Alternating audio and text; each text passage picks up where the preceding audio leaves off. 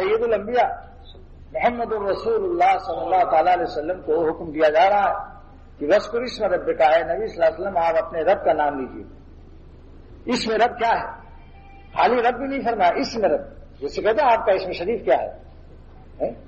اسم رب کیا ہے؟ کوئی پوچھے بھائی اسم رب کیا ہے تو بتا دینا کہ یہ اللہ میاں کا نام اللہ میاں ہے، اللہ ہے۔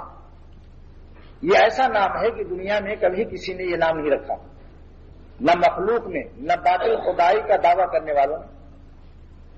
اللہ کا نام ایسا اللہ نے بچایا اپنے نام کو شرک سے، اور توحید کی اس طرح حفاظت فرمائی کہ نمرود، شداد، فرعون جیسے باطل خدائی کے دعویٰ کرنے والوں نے بھی اپنا نام اللہ نہیں رکھا،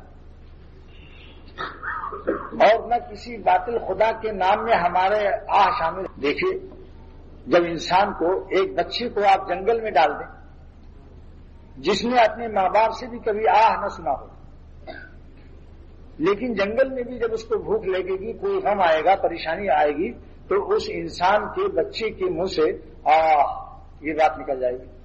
تو اللہ تعالیٰ نے ہماری غم کے اظہار کے لیے اور تعبیر غم کے لیے اور تعبیر صدمہ اور دکھ کے لیے جو تلفظ عطا فرمایا ہے اس کا نام آہ۔ یہ قدرتی ہے، کسی بچے کو کچھ نہ پڑھاؤ، بالکل جاہل رکھو، لیکن جب اس کو دکھ آئے گا، کوئی صدمہ پہنچے گا، تو اس کے منہ سے اچانک جنگلی، چاہے وہ بالکل جنگلی، تو آہ نکل جائے گی۔ اللہ تعالیٰ نے یہ فطرت میں، ہماری فطرت میں ہماری آہ رکھا ہے تعبیر غم کے لیے، اظہار صدمہ اور دکھ کے لیے۔ کیا لفظ بنایا؟ آہ، اور اللہ میں آہ بھی شامل کر لیا ہمارے۔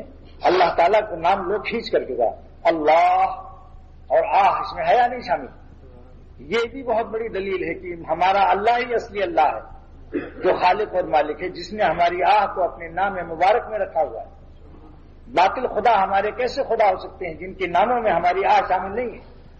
فرعون کو نام لو، نمرود کا نام لو، شداد کا نام لو، رام چندر کا لو ہندوؤں کے خدا کا، اور گرو نانک کا نام لو، ساری دنیا کے جتنے مذہبی ہیں اور جنہوں نے اللہ کو چھوڑ کر باطل خداؤں کو اپنا خدا بنایا ہے، ان کے نام میں ہماری آہ شامل نہیں۔